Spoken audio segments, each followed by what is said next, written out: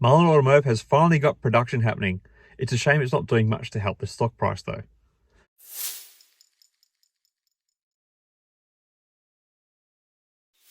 Hi again everyone, I hope you're all doing really well. So Monday was a sort of biggish day for the company in the sense that we had the first class 3 vehicle roll off the production line from Mullen's Tunica, Mississippi plant. I guess I've lost the word there.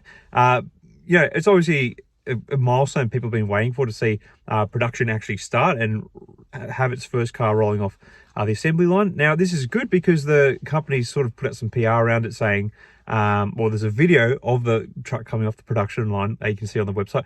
Plus, they sort of talked about like what's the capacity that the factory's going to be operating at, and they sort of continued that narrative of 3,000 vehicles based on one shift being run per day. But they believe that in the future there's going to be great demand for the vehicles, and they'll be able to move it to a double shift with 6,000 vehicles being produced a year. I think I said a day before, I meant a year. So good news. But we're actually, so we can see operationally things are happening for the company. It's good.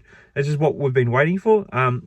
Now, in terms of how that has affected the stock price, we actually had a bit of a sugar rush in the stock this morning, and I did kind of contemplate that there might be a bit of a bounce in the stock in the morning because, there had been a reduced amount of shorting action from after last week, and, so there might be a bit of a natural correction. And I think we started to see that a little bit at the start of the session, with the stock getting to a high point of 69 cents per share, which is still a long way from that $1 mark that we wanted to be at closing point. But so there was a bit of energy for the stock before, early in the day, but it seems like whether it was people trading on the day or for whatever other reason, the stock seemed to give back all those gains, and we ended up closing down by 2 cents. So another sort of painful day for the stock.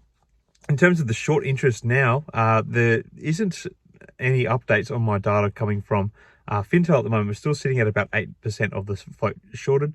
So I'll have to keep an eye out to see if that gets updated anytime soon. Sometimes there can be a little bit of a lag there.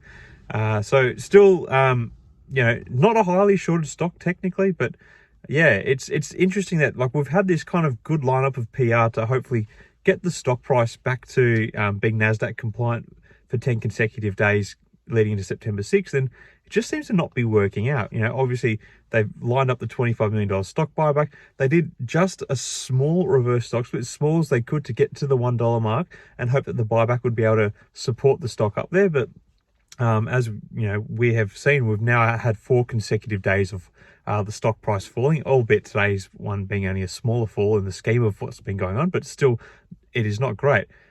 This means that we basically need to start hitting the $1 mark from every session following this to technically meet NASDAQ compliance. Seems like a bit of a task, really. We're 38 cents short of that mark, so we have to see an over 50% rise in the stock today just to get there one day. And I don't know if the buyback's got enough steam, and I don't think the sentiment is really there. So yeah, it's kind of looking really challenging for Mullen Automotive at the moment, I think. But like I said, even if they don't get to the $1 mark by September 6th, I don't think we're going to see an immediate delisting. I don't think that's going to happen. NASDAQ will look at what's going on, and Mullen will obviously be able to appeal any orders given by the NASDAQ. There's a process involved. And what it might mean is that, I hate to say it, we might need to see a much bigger of a stock split done in the future, and one that's just going to take out the liquidity. That just seems to be what has to happen now, and I hate to say that, but unless there is a significant turnaround in the sentiment for the stock, I don't think I don't see it getting back to $1. Unfortunately, it's I thought the $25 million buyback would be enough initially, but then I kind of started thinking about like what this $25 million buyback actually means. It's this company taking money that was raised by selling more shares and diluting its shareholders to try to manipulate the stock price into regain NASDAQ submission. So yeah, it leaves a bit of a bad taste in your mouth, obviously. And I guess people obviously up in arms about how it's gone so wrong for Mullen Automotive, and there's a lot of finger point at Dave Mitchell, and obviously he's the CEO, so ultimately the performance of the company does fall back on him. He's the chief executive officer, and I think the largest shareholder too. So he's got to bit to answer for, but at the same time, you got to keep in mind he owns shares in this company too, so he's getting hurt by what's going on as well. So yeah, it'll be interesting to see how these next 10 trading days pan out for Mullen Automotive. Yeah.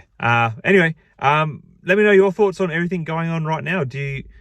Were you pleased to see production officially has commenced and we've started to roll vehicles off the assembly line?